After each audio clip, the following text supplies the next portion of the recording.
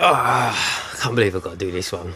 Fucking hilarious. So, welcome to SOS K9 Unleashed. This one is about vibrate collars, not shock collars. We'll do a different one about that. This is about vibrating collars. So these are little collars with a little block in them, and they vibrate.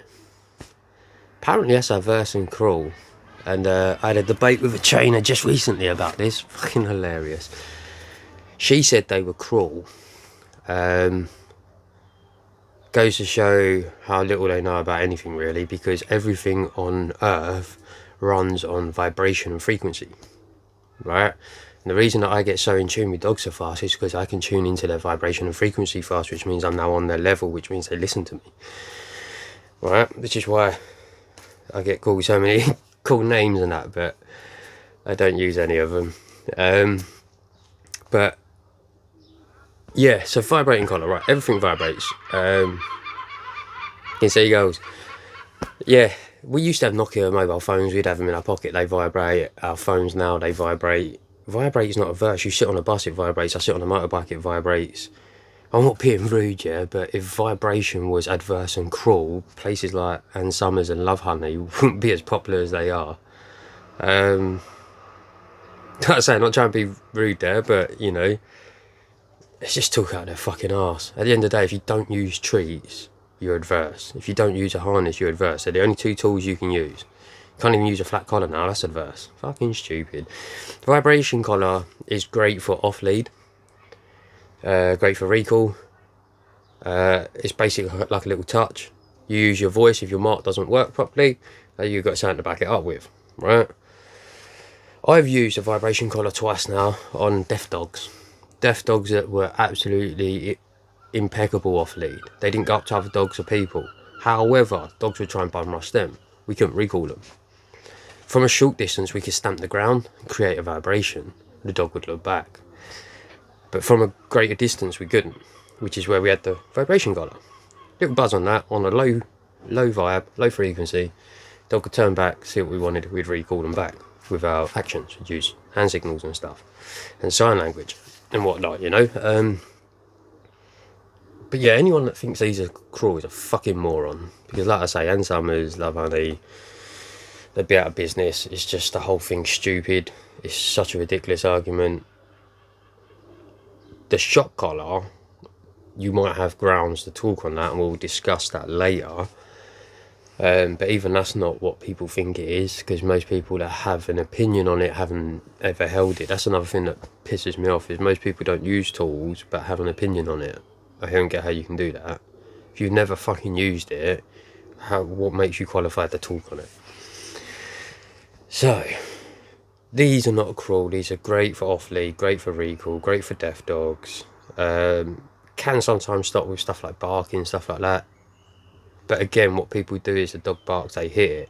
You're trying to be cruel. You're trying to give punishment to your dog. What you're supposed to do is use your mark, your verbal, and if that doesn't work, you back it up with that. That's your physical correction. But it's all about how you do it. Like I said, we've used that, not in the correction terms, a tap on the shoulder. Low vibe, hey, deaf buddy, hey, you alright, come back.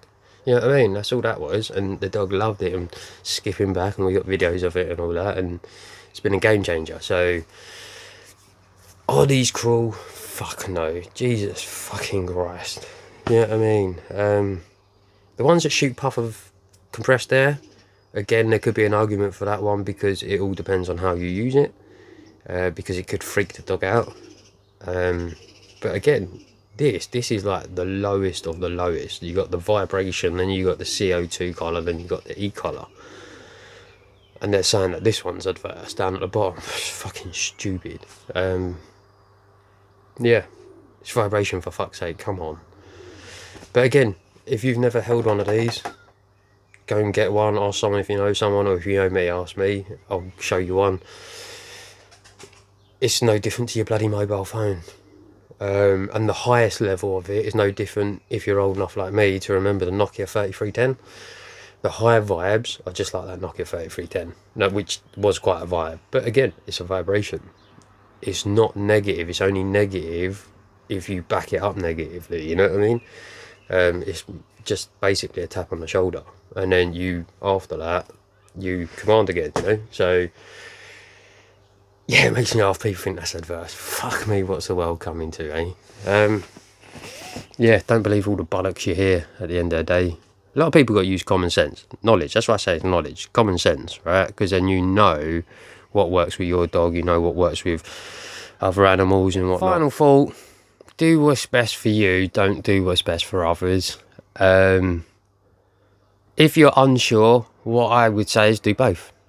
Go to a couple of rescues, just see some dogs. Ask if you can meet them. Ask if you can take them out for a walk or something. I'm sure they would love someone to come help them. And they do the same with breeders. Mate, honest to God, yeah, you could talk to the breeders and you can't ask too many questions because most breeders treat their dogs like babies, in which case they will talk about them all fucking day long. So ask as many questions as you can.